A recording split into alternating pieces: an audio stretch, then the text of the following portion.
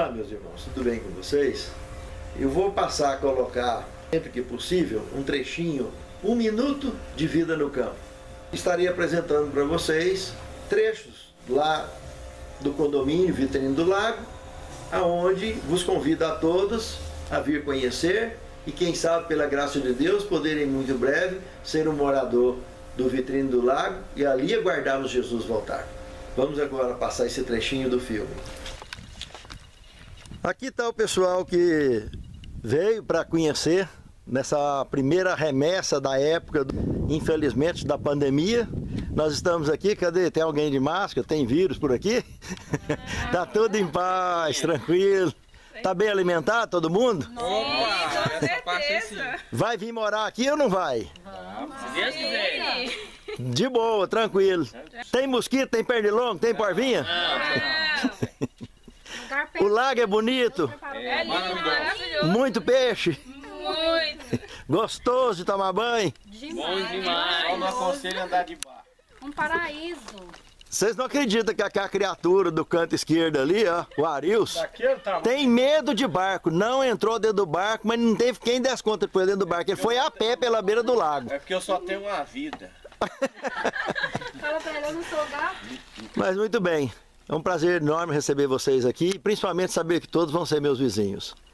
Que nós possamos juntos esperar Jesus voltar aqui em muito breve. Amém. Aquele primeiro lote lá é meu, viu? Ah, o primeiro aqui, não, já está escolhido. Não é nossa. A chácara do morro, É, do morro lá. tá certo. Olheiro. Então tá tudo certo. Que Deus abençoe e nos guarde. Vamos embora agora com Deus, né? Amém. Amém.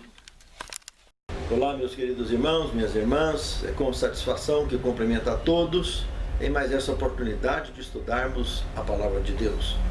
Antes de iniciarmos esse estudo, eu gostaria de convidá-los para uma palavra de oração.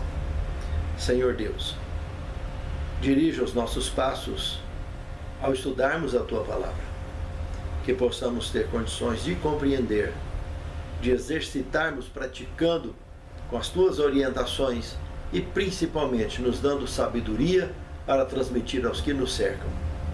Suplicamos essas bênçãos agradecidos com perdão de nossos pecados em nome de Jesus. Amém. Compartilhando a história de Jesus. Temos aqui 1 João capítulo 5, verso 13, que diz o seguinte: essas coisas vos escrevi a fim de saberdes que tendes a vida eterna, a vós outros que credes em o nome do Filho de Deus. Moça, é uma revelação muito autêntica, muito bacana. O que de fato nos afirma essa certeza que João pôde, depois de tantos anos de sofrimento e de mudanças na sua vida, poder confessar o que ele está confessando e revelar o que ele está revelando aqui para nós, é algo muito significativo. Primeiro, que tudo que ele escreveu e o que a palavra de Deus escreve é para nos dar essa convicção, essa certeza que nós temos a vida eterna, principalmente se cremos no Filho de Deus. Ele falou isso num momento em que a religião judaica era a religião do povo de Deus e teve essa transição para o cristianismo, aonde os judeus rejeitaram a Cristo e Cristo não rejeitou ninguém, mas transferiu o comando da obra de Deus na terra para os seus apóstolos. E agora o povo de Deus seria os cristãos daqui para frente, porque o judaísmo encerrou com o Messias chegou, o Messias assumiu, só que a religião tradicional não aceitou o Messias.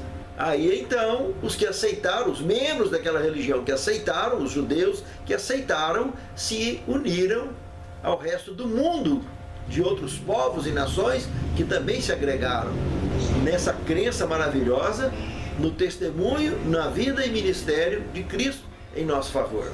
O segundo tema nós temos Jesus, o fundamento de nosso testemunho. Como cristão, todos nós temos uma história pessoal para contar do que Jesus fez na nossa vida. Quando olhamos para Efésios capítulo 2, verso de 1 a 10, podemos tirar em duas partes aqui lições interessantes. Do verso 1 ao 3, nós temos: éramos seguidores do príncipe das potestades do ar, afogados em delitos e pecados. Olha que revelação. Éramos seguidores do príncipe das potestades do ar, afogados em delitos e pecados. E do verso 4 ao 10, o Deus rico de misericórdia nos ressuscitou e nos vivificou em Cristo, para sermos novas criaturas justificadas pela fé e salvos pela graça, ambos genuinamente dons de Deus. Irmãos, por que Paulo, que estava vivo, comentou que tinha sido ressuscitado aqui? Não porque lá em Lídia ele foi apedrejado e ressuscitou, não tinha nada a ver. Ele está falando aqui que toda a humanidade estava condenada à morte eterna. E agora, com a ressurreição de Cristo, nós também fomos ressuscitados.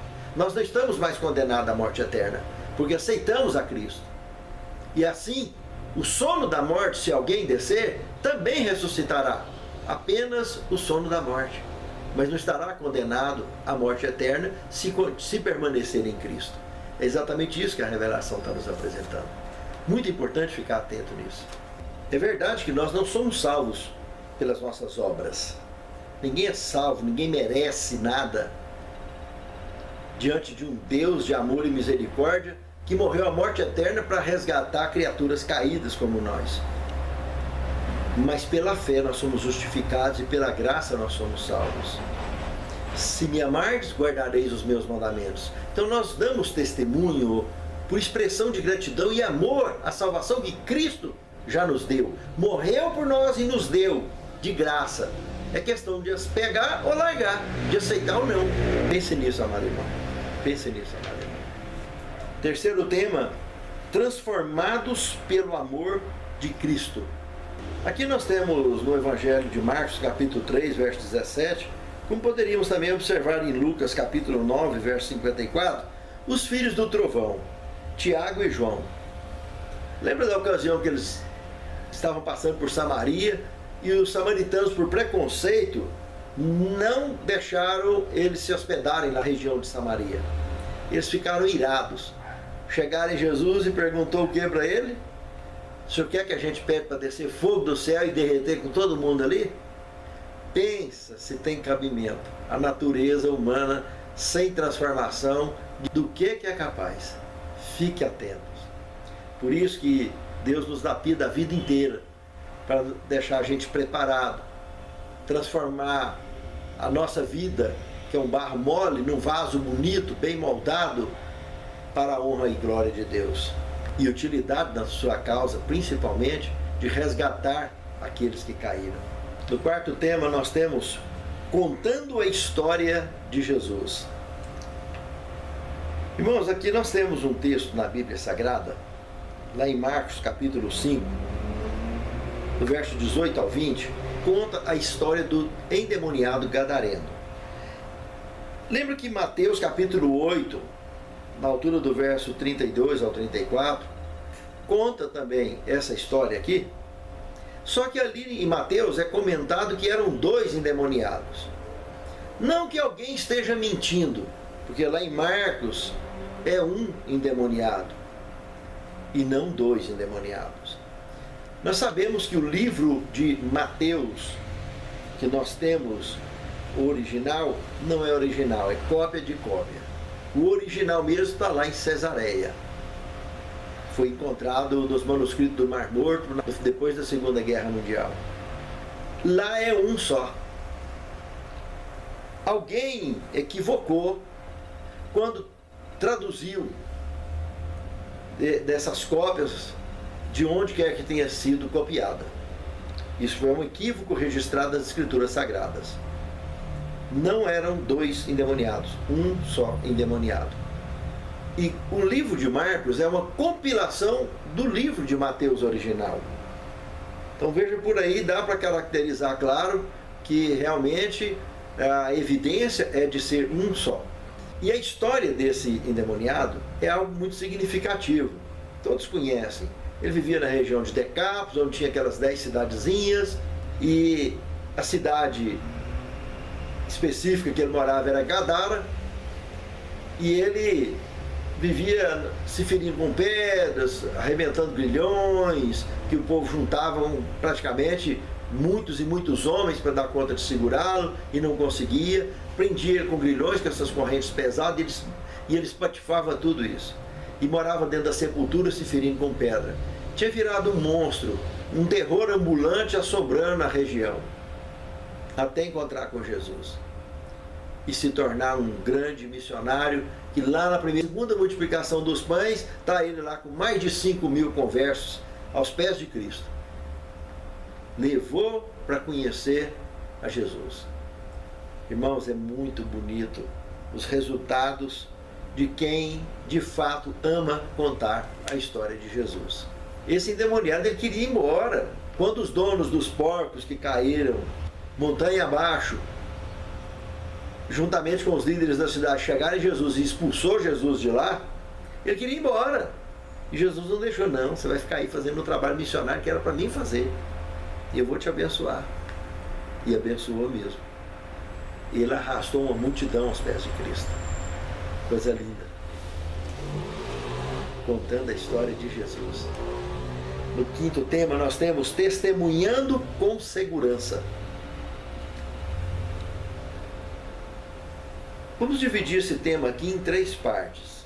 O primeiro eu citaria 1 Tessalonicenses 4,13, onde o apóstolo Paulo, eu diria o próprio Espírito Santo, através de Paulo, chama a nossa atenção para que não sejamos ignorantes em momento algum acerca do assunto ou do tema da ressurreição. Veja que a advertência dura que a palavra de Deus dá para nós mortais. Não sermos ignorantes acerca da ressurreição. Esse é o assunto que a Bíblia ensina, e não espiritismo. Crença que o espírito viva sem carne.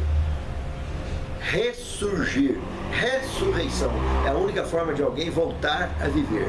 Por isso que a palavra de Deus nos chama a atenção, para não ser ignorante acerca da ressurreição. O segundo ponto aqui, 1 Coríntios 15, 20, apresenta Cristo como a primícia dos mortos. Irmãos, lá em Apocalipse capítulo 1, verso 5, também apresenta Cristo como a primícia dos mortos. Raciocina, como que ele poderia ser a primícia dos mortos se ele viveu entre nós por volta de 4.000 anos da história da queda do pecado, desde que nossos primeiros pais pecaram?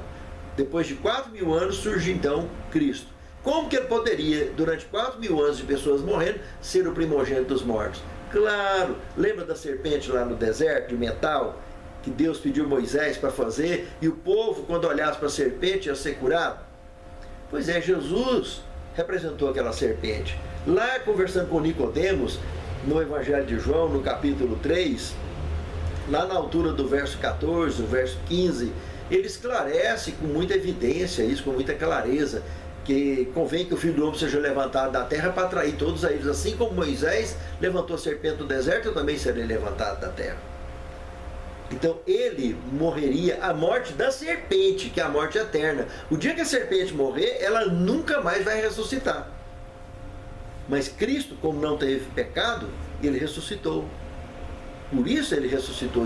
E ele foi o primogênito dos mortos. Porque o restante é diabo e companhia limitada depois de uma só vez, no desfecho da história do conflito, que graças a Deus estamos prestes a assistirmos tamanho fato histórico, que será marcado na história do universo. Nem se fala então na história da Via Láctea e de nosso Redis planetinha mortal, que hoje é o que é e amanhã será o centro do universo, que nem de sol vai precisar, porque vai ser o centro de luz para o resto do universo. Que o próprio Cordeiro é a sua lâmpada. Pense nisso. Vale a pena testemunhar com segurança. E se ele é a primícia dos mortos, também o terceiro ponto aqui é que a ressurreição de Cristo é a garantia da nossa ressurreição. Então, ele morreu a morte eterna para que nós tivéssemos vida, e vida eterna. Então, ele vai nos devolver a condição de raça pura. Muitos e muitos textos da Bíblia Sagrada esclarecem isso. 1 Coríntios capítulo 15, do verso 51 ao 53, é um exemplo, onde ele diz que eis que vos digo um mistério, Na verdade, nem todos dormiremos, mas seremos transformados. No piscar e fechar de olhos, seremos transformados, porque convém que isso que é corruptível se revista da incorruptibilidade, isso que é mortal se revista da imortalidade. Então, é muito lindo. A Bíblia nos orientando que nós voltaremos a fazer parte de uma raça pura, eterna. Por isso que nós não seremos reconhecidos de forma expressiva, exceto por alguns traços, jeito de andar, de sorrir, até porque nós vamos voltar a atingir a altura natural que nós fomos criados. Como Cristo não foi reconhecido quando ressuscitou, nós também não seremos reconhecidos facilmente. A Pena Inspirada trata muito desse tema. E a Bíblia é muito clara nisso, que o próprio Cristo, quando ressuscitou, ninguém reconheceu ele. Porque ele deu entre nós características mortais. E quando ele morreu, a morte eterna, e ressuscitou, ele ressuscitou como raça pura. E Filho de Deus, revestindo da sua glória antiga, que ele havia deixado no céu, para cumprir a sua missão aqui. E ele então não foi reconhecido. A duras penas, depois de 40 dias, ele pelejando aqui, que eles foram realmente assimilar tudo novamente, aceitar, que foram fortalecer a fé de que aquele realmente é o Messias, e agora de forma divina entre todos nós. No sexto tema, nós temos: vale a pena testemunhar sobre Cristo. Em Gálatas 2, 19 e 20, tem uma das maiores revelações das Escrituras Sagradas acerca da fé. Paulo diz: estou crucificado com Cristo, logo já sou não eu quem vive, mas Cristo vive em mim. E esse viver que agora eu vivo na carne, e vivo pela fé no Filho de Deus, que me amou e a si mesmo se entregou por mim. E outros textos, como ele dizer também que combati o bom combate, guardei a carreira e a fé. Irmãos, realmente essa aqui é a única coisa que importa, é a única vitória que importa. Se somos vitoriosos em Cristo, o resto é resto. Não precisa preocupar. Tendo certeza que pela fé estamos vencendo, o resto é resto. E no sétimo tema, nós temos o toque da fé. No Evangelho de Marcos, capítulo 5, verso 25 a 34, tem uma história muito interessante que vocês conhecem, a mulher do fluxo de sangue, que foi curada pelo toque da fé. No Desejado de Todas as Nações, na página 347, tem um comentário muito interessante sobre isso. A multidão admirada que se comprimia em torno de Jesus não havia sentido qualquer acréscimo de poder de vida. Entretanto, quando a sofredora mulher estendeu a mão para tocá-lo, crendo que seria restabelecida, falar de religião de maneira casual, orar sem fome espiritual e sem uma fé viva não vale nada. Uma fé nominal em Cristo, que o aceita meramente como Salvador do mundo, nunca trará cura ao coração. A fé que leva à salvação não é uma simples aceitação intelectual da verdade. Não basta crer no que se diz a respeito de Cristo. Devemos crer nele. A única fé que nos beneficiará é aquela que o abraça como Salvador pessoal, que se apropria de seus méritos. Irmãos, aquela multidão toda ali, ninguém sentiu nada até acontecer a sequência de fatos que aconteceu naquele momento. Primeiro ele estava indo em direção à casa de Jairo para ressuscitar sua filha, que já tinha morrido. E agora no caminho aparece essa cena dessa mulher que há mais de 20 anos tinha gastado a sua riqueza para tentando curar dessa doença, que ela era considerada imunda no meio do povo, vivia com os leprosos. Se ela era rica, ela era nobre. Deixou de ser nobre, passou a ser pobre, porque foi excluída da civilização. Ficou junto com os leprosos. Mas ela viu falar de Jesus e veio. E ela calculou: bom, como eu não posso encostar em ninguém, porque eu sou imunda, eu vou entrar de algum jeito, vou tocar na roupa dele. Eu tocando na roupa dele, eu tenho certeza que eu vou sarar. E assim ela fez. E vocês conhecem o resultado. Ele sentiu a virtude saindo e fez aquela exposição de fé extraordinária, levando ela a confessar que foi ela que tocou, tendo a certeza de que seria curada. E Jesus apresenta o tamanho de fé exemplar para toda aquela população, que aí sim, aqueles todos com essa experiência que eles iriam assistir logo um pouquinho à frente, a ressurreição de Tabita, eles ficaram estupefatos e jamais abririam mão de ser seguidor de Cristo. É muito expressivo lembrar que todos nós temos algo para contar. Todos nós temos mudanças claras para contar para qualquer um do que aconteceu, do quem éramos e de quem somos, desde que conhecemos a Jesus. Com todas as nossas falhas, debilidades e fraquezas, nós mudamos completamente, porque nos convertemos. E quando nós somos convertidos, nós nos tornamos raça eleita na Bíblia Sagrada. E o raça eleita receberá de volta a condição de raça pura, que Paulo comentou em 1 Coríntios 15, 51 a 53. Que Deus abençoe que eu e você estejamos contados dentre esses que receberão de volta a condição de viver eternamente. Santo Deus, muito obrigado, Senhor, pelo consolo da Tua Palavra, pelo conforto da Tua Palavra aos nossos corações. Santifica-nos na Tua Palavra, porque a Tua Palavra é a verdade. E nos conduza, Senhor, nos dirija nos Teus caminhos e conduzindo almas e almas aos Teus pés, para que naquele grande dia possamos, nós e muitos outros, abraçarmos contigo nas mansões celestiais. É o que te suplicamos, agradecidos, em nome de Jesus. Jesus, eu já